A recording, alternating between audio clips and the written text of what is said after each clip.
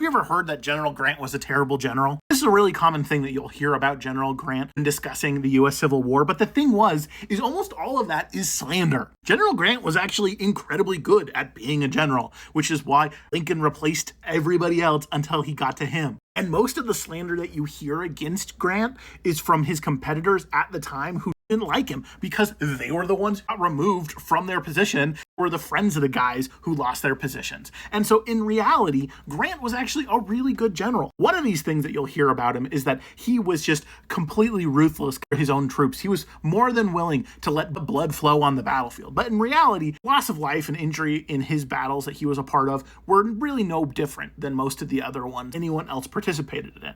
And in reality, you actually want to end a war as soon as possible because that reduces bloodshed overall. Now, a lot of that slander was from his political opponents at the time, as well as when he got into office as president. However, there was also a ton of post-war propaganda against Grant by the people who were in the South, both by the direct veterans of the U.S. Civil War in the South, as well as their descendants.